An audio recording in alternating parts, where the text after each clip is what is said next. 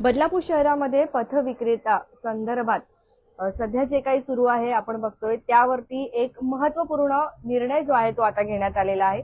जिल्हाधिकारी यांच्या माध्यमातून काही आदेश काढण्यात आलेले आहेत। नेमके ते आदेश काय आहेत ते आपण आता जाणून घेण्याचा प्रयत्न करणार आहोत। या आदेशाद्वारे कुळगाव बदलापूर नगर परिषदेच्या काही पदाधिकाऱ्यांवरती चौकशी जी आहे ती लागणार आहे। परंतु ही चौकशी कशा संदर्भात असेल, काय असेल ते आपण आता या व्हिडिओच्या माध्यमातून जाणून घेणार आहोत। संघर्ष योद्धा निलेश येवले सर आपल्यासोबत असणार आहे, त्यांच्याशी आपण संवाद साधूया। काय सांगाल, वेळोवेळी आपण फेरीवाल्यांसंदर्भात तुम्ही आवाज उठवत आहात। आत्ताच आपण बघितलं 12 ऑगस्ट रोजी सुद्धा तुमचं एक मोठं जनआंदोलन जे आहे ते पाहायला मिळालं, काय सांगाल? बहुजन मुक्ती पार्टी आणि राष्ट्रीय मूल्यवासी बहुजन पथविक्रेता फेरीवाला संघ हे आमचं फेरीवाल्यांचं पथविक्रेत्यांचं एक युनियन आहे आणि ह्याचे राष्ट्रीय अध्यक्ष माननीय वामन मेश्राम साहेब आहेत। त्यांच्या नेतृत्वामध्ये आणि त्यांचं मार्गदर्शन घेऊन आम्ही 12 ऑगस्ट रोजी संपूर्ण महाराष्ट्राच्या 36 जिल्ह्यांमध्ये पथविक्रेत्या धोरणाच्या अनुषंगाने त्याची अंमलबजावणी व्हावी। पथविक्रेत्यांचा जो अधिकार आहे, जसं त्यांना लायसन मिळणं, त्यांना जागा देणं, त्यांना प्रमाणपत्र मिळावं, त्यांना ID कार्ड मिळावं, त्यांना हक्काचा व्यवसाय करण्याची त्यांची उपजीविकेचं जो त्यांचं संरक्षण उच्च न्यायालय सर्वोच्च न्यायालयाने कायद्याने केलेलं आहे त्या अनुषंगाने अंमलबजावणी व्हावी, हा आमची मागणी होती। तसं निवेदन आम्ही दिलं। त्यात एक महत्त्वपूर्ण विषय असा पण होता, बदलापूरचे पथविक्रेते विशाल दाते यांचं काही दिवसांपूर्वी त्यांनी आत्महत्या केली। कुळगाव बदलापूर नगर परिषदेच्या माध्यमातून सातत्याने 1.5-2 महिने कारवाई चालू आहे आणि या कारवाईच्या दरम्यान लोक अक्षरशः कंटाळलेली आहेत। त्यांच्या ठिकाणी मोठ्या प्रमाणात त्यांचा माल जप्त केला जातो। प्रक्रिया अशी की माल जप्त केलेला परत द्यावा लागतो, जप्त केलेल्या मालाचे पूर्ण पंचनामा करावा लागतो, त्याची साठवण करावं लागते, त्या रजिस्टरमध्ये एंट्री होते। परंतु कुळगाव बदलापूर नगर परिषद हे मनमानी कारभार चालू होते आणि हा जो कारभार आहे हा त्यांच्या सत्तेचा आणि त्यांच्या अधिकारांचा गैरवापर करून करतो। त्याच्यामुळे ही कारवाई जी आहे ही अन्यायकारक आहे। म्हणून बहुजन मुक्ती पार्टीच्या माध्यमातून हा विषय माननीय वामन मेश्राम साहेबांपर्यंत नेला। पुण्याला आमची मीटिंग झाली, त्या पुण्याच्या मीटिंगमध्ये त्यांनी मार्गदर्शन केलं की राज्यस्तरीय आंदोलनाचं तुम्ही नियोजन करावं। त्या अनुषंगाने आम्ही 12 ऑगस्ट रोजी निवेदन देण्याचं काम केलं। त्या निवेदनाची दखल जिल्हाधिकारी साहेबांनी घेतलेली आहे आणि हे पत्र आम्हाला आलेलं आहे। तुम्ही पाहू शकता, हे पत्र जिल्हाधिकारी कार्यालयाच्या माध्यमातून आलेलं आहे आणि जिल्हाधिकारी साहेबांनी या पत्रामध्ये आयुक्त तथा संचालक नगर परिषद प्रशासन संचालनालय यांना हे पत्र पाठवलेलं आहे। त्याचबरोबर माननीय आयुक्त ठाणे, नवी मुंबई, कल्याण, डोंबिवली, मीरा भाईंदर, उल्हासनगर, भिवंडी महानगरपालिकांनी म्हणजे ठाणे जिल्ह्यातील सर्व महानगरपालिकांच्या आयुक्तांना आणि आयुक्त तथा संचालक नगर परिषद प्रशासन यांना हे पत्र पाठवलेलं आहे।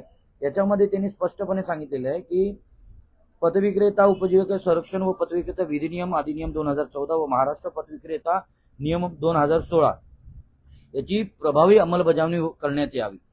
कुळगाव बदलापूर नगर परिषदेमार्फत दिनांक 30 जून 2026 रोजी पथविक्रेत्यांवरती करण्यात आलेल्या कारवाईची उच्चस्तरीय चौकशी करण्यात यावी। तसेच मृत पथविक्रेता श्री विशाल दाते यांच्या कुटुंबास आर्थिक मदत व संबंधित या आत्महत्येसाठी कारणीभूत असलेले अधिकारी व पदाधिकारी, म्हणजे जसं आपण मागच्या आपल्या प्रचार माध्यमातून सर्व माहिती दिली की अधिकारीमध्ये कोण आहे, मुख्य अधिकारी मारुती गायकवाड जे बदलापूर नगरपालिकेचे, त्यांनी आदेश केलेले आहेत। त्यांनी अतिक्रमण विभागाचे अधिकारी संदीप कांबळे, विनोद वाल्मिकी आणि सर्व त्यांचे कर्मचारी यांना आदेश केले की कारवाई करावी।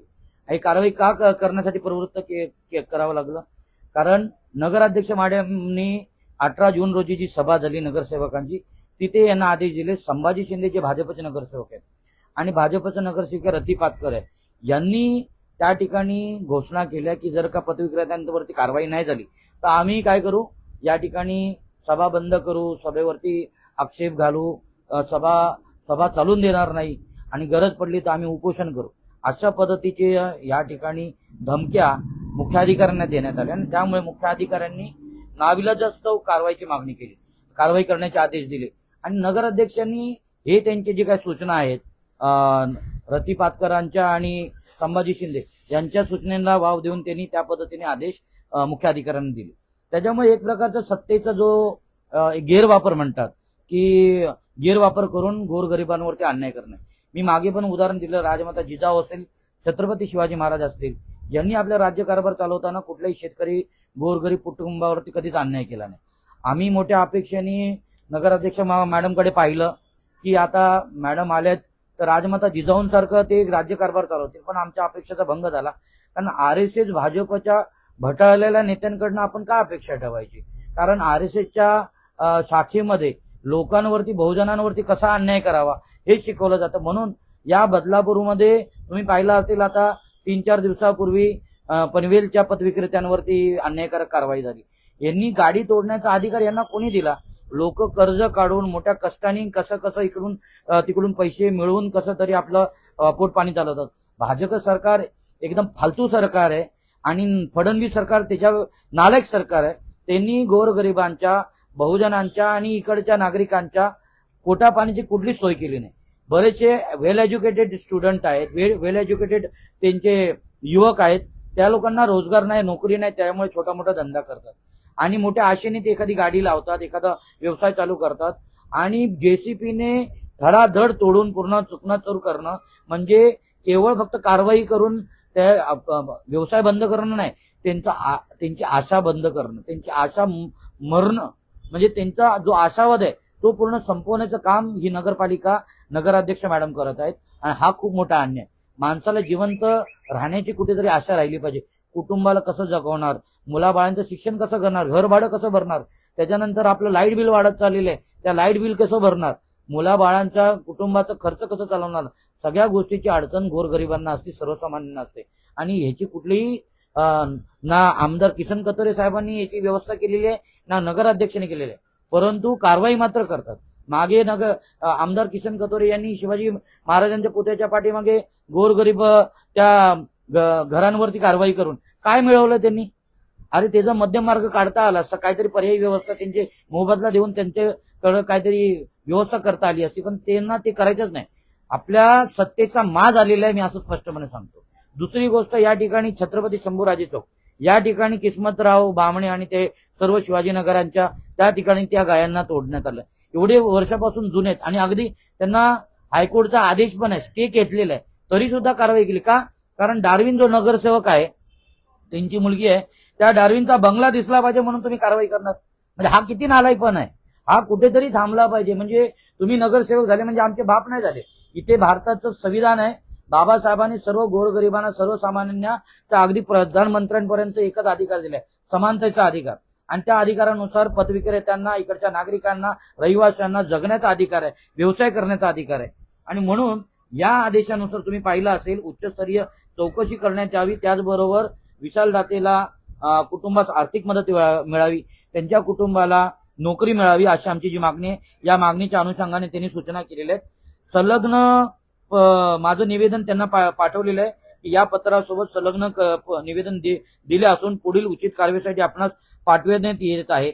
आणि केवळ तुम्ही हे तुमच्यापर्यंत मर्यादित ठेवू नका, तर तुम्ही काय कारवाई केले तर ही नियमानुसार आवश्यक ती उचित कारवाई करून कारवाईबाबत संबंधित अर्जदारास म्हणजे निलेश शेलवे बहुजन मुक्ती पार्टी TVC कमिटी बदलापूर, त्याचबरोबर जिल्हाधिकारी कार्यालय यांना अवगत करावं, अशा पद्धतीच्या त्यांनी सूचना केलेल्या आहे. आणि तसंच पूर्ण नवी मुंबई, ठाणे शहर, मीरा भाईंदर, वसई विरार पोलीस प्रशासनाला त्यांनी निर्देशन दिलेले आहे की 31 तारखेला बहुजन मुक्ती पार्टीचं एक मोठं आंदोलन या ठिकाणी होणार आहे, पथविक्रेत्यांचं मोठं आंदोलन होणार आहे. तर सर्व ठिकाणी कायदा व सुव्यवस्था अबाधित राहावी यासाठी प्रयत्न करा.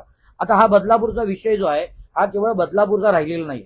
पथविक्रेता विशाल दाते असतील, बदलापूरचे जे नागरिक आहेत, बदलापूरचे पथविक्रेते, ह्यांचा विषय आम्ही वारंवार राज्य सरकारपर्यंत नेऊ, राष्ट्र स्तरावरती नेऊ आणि इकडचे जे माजलेले जे काही सत्ताधारी आहेत आणि जे प्रशासकीय अधिकारी आहेत यांना त्यांची जागा दाखवू. कारण आतापर्यंत आम्ही कायदेशीर लढाई लढत आलेलो आहे, आंदोलन, मोर्चे, विविध उपोषणे केलेले आहेत, ही कायदेशीर बाब आहे, कायदेशीर आम्हाला जो अधिकार आहे त्यानुसार केलेला आहे. परंतु जर प्रशासनाला आणि सत्ताधाऱ्यांना जर कायद्याची भाषा समजत नसेल तर त्यांना त्याच भाषेमध्ये उत्तर दिलं जाईल. मी या ठिकाणी एवढंच म्हणतो आणि मी सर्व पथविक्रेत्यांना आवाहन करतो. आताच 2 दिवसापूर्वी 4 दिवसापासून शरद शिवाळे त्या आंदोलनासाठी बसलेले, त्याच्यानंतर तिकडे किस्मतराव त्या ठिकाणी बसलेले उपोषणासाठी. नगराध्यक्ष म्हणतात मला माहिती नाही, म्हणजे मला आश्चर्य वाटतं. तुम्ही नगराध्यक्ष आहेत का कोण आहेत? म्हणजे तुम्हाला तुमच्या शहरामध्ये काय चाललेले ह्याची साधी खबर सुद्धा नाही. तुम्हाला संपूर्ण महाराष्ट्राच्या नगराध्यक्षांचं प्रमुख कोणी बनवलं? मला हा प्रश्न पडला या ठिकाणी.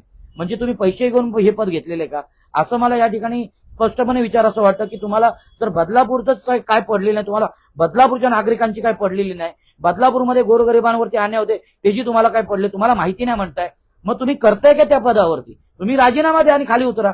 इथे बरेचसे लायक लोक आहेत जी लोक या बदलापूरचं नेतृत्व करू शकतात आणि समाजाला न्याय देऊ शकतात, नागरिकांना न्याय देऊ शकतात. सर, आता पनवेल हायवेला पण कारवाई होते, सर्व ठिकाणी कारवाई होते, आपण हे तर करताच आहे, परंतु त्यासाठी पण आपण काही ठोस पावले उचलणार आहात का? बघा, हे जे काही आम्ही करतोय हे केवळ काय बदलापूरच्या ठराविक पथविक्रेत्यांसाठी, हे संपूर्ण महाराष्ट्राच्या पथविक्रेत्यांसाठी करतोय. कारण मी एक संघटनेचा प्रतिनिधी आहे आणि संघटनेचा प्रतिनिधी म्हटल्यावरती आम्ही केवळ काय मर्यादित राहून काम करू शकत नाही. या महाराष्ट्रामध्ये संपूर्ण पथविक्रेत्यांच्या हक्काधिकारांसाठी आम्ही कार्य करत आहोत. त्याच्यामुळे साहजिकच बदलापूरमध्ये जेवढे किती पथविक्रेते आहेत, जेवढे पण भाजी विक्रेते आहेत, फळभाजीवाले आहेत, त्या सर्वांच्या हक्कांची लढाई आम्ही लढत आहोत. मी त्या सर्वांना सुद्धा आवाहन करतो, आपण जे लोक अन्याय करतायत त्यांच्याच विरोधात तुम्ही आंदोलन करताय, उपोषण करताय आणि कुठे करताय? बदलापूरला.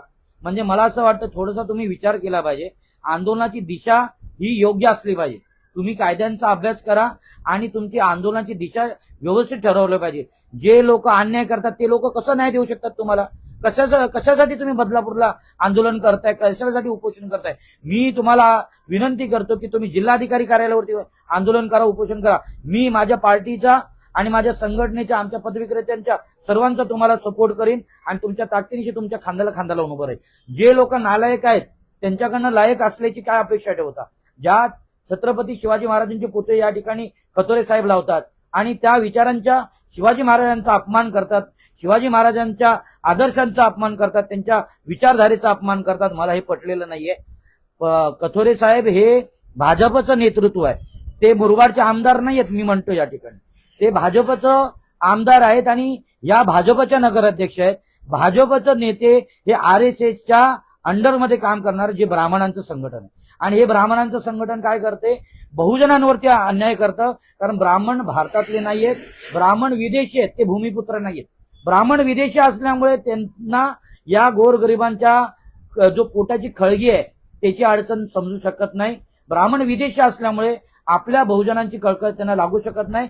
शिवाजी महाराजांना काय लागली कळकर? कारण शिवाजी महाराज भूमिपुत्र होते, शिवाजी महाराज आमचं दैवत होतं, शिवाजी महाराज आमचा राजा होता, आमचं नेतृत्व होतं आणि म्हणून शिवाजी महाराजांनी एका पण माणसावरती अन्याय होऊन दिला नाही. मग ही लोक का अन्याय होऊन देतात? कारण हे शिवाजी महाराजांना केवळ राजकारणापुरते वापरतात, मात्र ती लोक त्यांच्या विचारांवरती काम करत नाही, असा माझा आरोप आहे. धन्यवाद. काय सांगाल थोडक्यामध्ये? मी आजच्या कमिटीबद्दल बोलू. आज बदलापूर शहर TVC कमिटीची मीटिंग होती 1 वाजता दुपारी.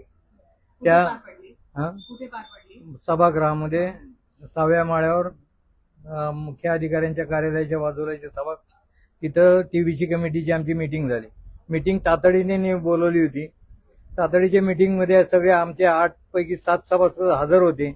तेव्हा मुख्य अधिकाऱ्यांनी त्यांचे म्हणणं मांडलं की जे आता 2 महिन्यापासून जे लोकांवर जे अन्याय झालेला आहे त्यांना ताबडतोब आम्ही जागा देणार आहोत आणि नवरत्न हॉटेल आहे त्याच्या समोरची जागा आम्ही त्यांना देऊ रस्त्याच्या कडं, म्हणजे त्यांच्यावर अन्याय होणार नाही.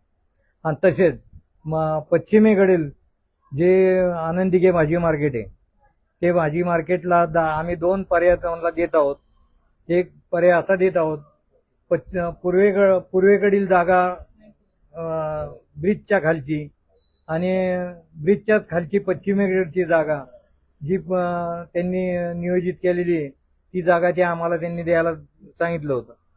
त्यांनी सांगितलं जर तुम्ही ह्या 2 जागा घेणार नसेल तर आम्हाला भाजी मार्केटवर कारवाई करायची, तर आम्ही ती केल्याशिवाय आम्ही राहणार नाही. तेव्हा त्यांना मी दुपारी बोललो की जर तुमची एवढी हिंमत असेल की आनंदिगे भाजी मार्केटवर कारवाई करायची तर तुम्ही तात्काळ आमची वाट कशाला बघताय, तात्काळ कारवाई करा.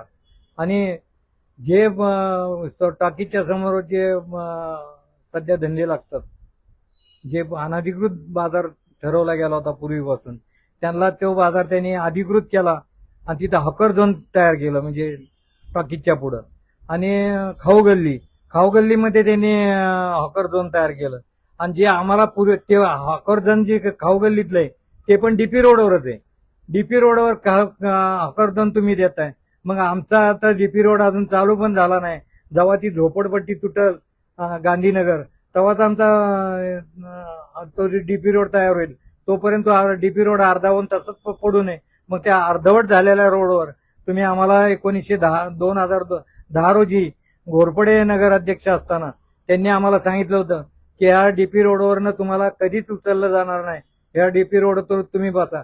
कारण का तर तिथले बिल्डरांचे गाळे खपतच नव्हते. ते जबरदस्ती भाजी मार्केट त्यांनी आमचं ते आनंदी घे भाजी मार्केट तिथं आम्हाला बसवण्यास भाग पडलं. पण आता त्यांना अडचण झाली की ते म्हणतात आनंदी घे भाजी मार्केट आम्ही काढल्याशिवाय राहणार नाही, आम्ही कारवाई केल्याशिवाय राहणार.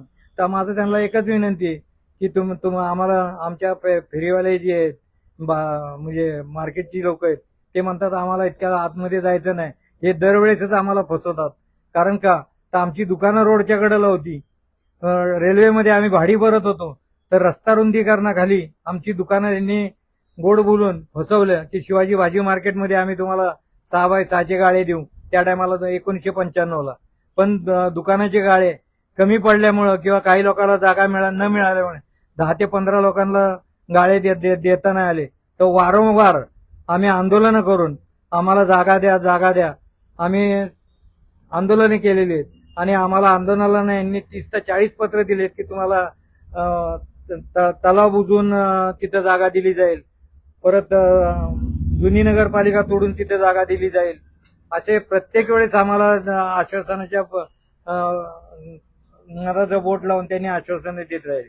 पण आतापर्यंत त्यांनी आम्हाला दुकानदारांना कुठलीही जागा दिलेली नाही. आता जी सध्या आनंदी घे भाजी मार्केटमध्ये बसतात ते 1995 म्हणजे 1981 पासूनचे त्याच्या अगोदर पासूनचे फेरीवाले सगळ्यात जुने धंदेवाले ते भाजी मार्केटमध्ये बसलेले आहेत. मग असं असताना आता ते आम्हाला सांगतात की 1 मीटर जागा तुम्हाला दिली जाईल आणि 1 मीटर जागेमध्ये तुमची टेबल खुर्ची बसत नाही. 1 मीटर जागेमध्ये आम्ही धंदा कसा काय करावा? जागा कुठे देणार बोलतात? त्या पुलाखाली.